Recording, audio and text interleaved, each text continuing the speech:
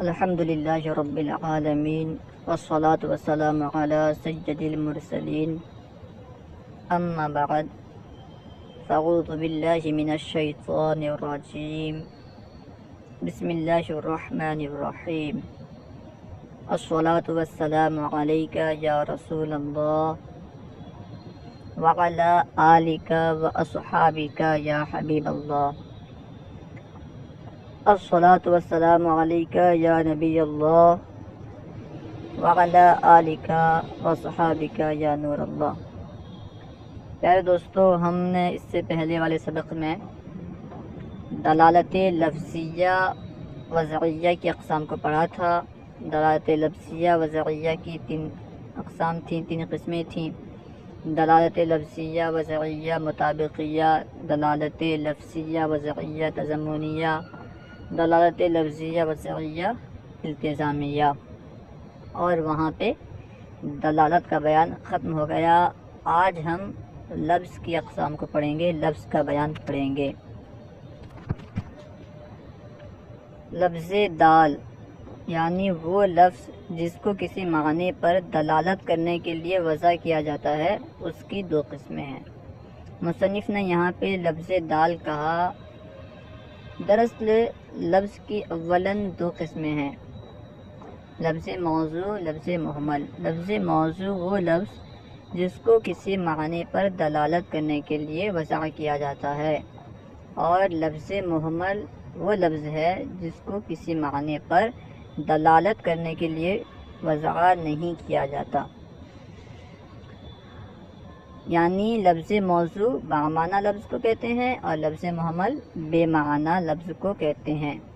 کیونکہ مفرد اور مرکب یہ لفظ موضوع کی اقسام میں سے ہیں، اس لیے مصنف نے کہا کہ لفظ دال یعنی وہ لفظ جس کو کسی معنی پر دلالت کرنے کے لیے وضع کیا جاتا ہے، اس کی دو قسمیں ہیں: نمبر 1 مفرد، نمبر 2 مرکب۔ مفرد کی تعریف: مفرد ما لا یقصد بجزئہ الدلالۃ علی جزء معناہ، وہ لفظ جس کے جز سے اس کے معنی مرادی کے جز پر دلالت کا قصد نہ کیا جائے۔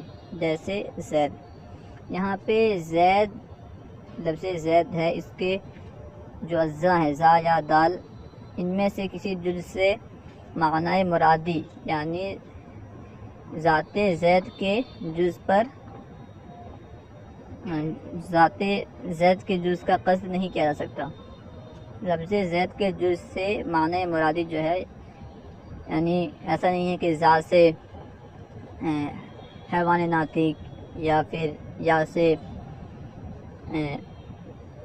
جو شخص وغیرہ کا مفہوم وغیرہ لیا جا سکے، اس کا قصد کیا جا سکے، ایسا نہیں ہے۔ اسی وجہ سے یہ مفرد ہے، مرکب نہیں ہے۔ مرکب ما یقصد بجزئہ الدلالۃ علی جزء معناہ، مرکب وہ لفظ جس کے جز سے اس کے معنی مرادی کے جز پر دلالت کا قصد کیا جائے۔ جیسے عبداللہ کی دلالت اللہ کے بندے پر، جبکہ یہ علم نہ ہو۔ یعنی لفظ عبداللہ، یہاں پہ عبداللہ کے دو جز ہیں لفظ عبداللہ کے، ایک عبد، دوسرا اس میں جلالت یعنی لفظ اللہ، اور اس کی دلالت کس پہ ہوتی ہے؟ ایک اللہ کے بندے پر۔ لفظ عبد کی دلالت بندے پر، اور لفظ اللہ اس میں جلالت کی دلالت ذات باری تعالیٰ پر۔ یعنی یہاں پہ لفظ کے جز سے اس کے معنی کے جز پر دلالت کا قصد کیا جا سکتا ہے، اسی وجہ سے یہ مرکب ہے۔ لیکن یہاں پہ مصنف نے کہا جبکہ علم نہ ہو، اس لیے کہ اگر یہ علم ہوگا تو اس وقت عبداللہ سے مراد اللہ کا بندہ نہیں ہوگا، عبداللہ کا معنی مرادی اللہ کا بندہ نہیں ہوگا، بلکہ جس کا وہ علم ہوگا، جس شخص کا، وہ مراد ہو جائے گا، جس کی وجہ سے یہ اس وقت لفظ کا جز معنی کے جز پر دلالت نہیں کرے گا اور مرکب کی تعریف صادق نہیں آئے گی۔ اب مرکب کے لیے کچھ شرائط ہیں، یعنی اگر وہ شرائط پائی جائیں گے تو مرکب ہوگا، ورنہ مرکب نہیں ہوگا، مرکب نہیں کہلائے گا، مفرد ہوگا۔ اب وہ شرائط کل یہاں پہ 4 مذکور ہیں، ہم اسے پڑھ لیتے ہیں۔ نمبر 1 لفظ کے اجزاء ہوں۔ نمبر 2 معنی کے اجزاء ہوں۔ نمبر 3 لفظ کے اجزاء معنی مرادی کے اجزاء پر دلالت بھی کرتے ہوں۔ نمبر 4 وہ دلالت مقصود بھی ہو۔ تنبیہ، مذکورہ بالا چاروں شرائط کا بیک وقت پایا جانا ضروری ہے۔ اگر ان میں سے کوئی بھی شرط مفقود ہوئی تو اس کا ثبوت نہیں ہوگا بلکہ لفظ مفرد ہوگا۔ یہ جو 4 شرائط بیان کیے کہ لفظ کا جز ہو، معنی کا جز ہو، لفظ کے اجزاء معنی مرادی کے اجزاء پر دلالت بھی کرتے ہوں اور وہ دلالت مقصود بھی ہو، ان چاروں کا ایک وقت میں پایا جانا ضروری ہے۔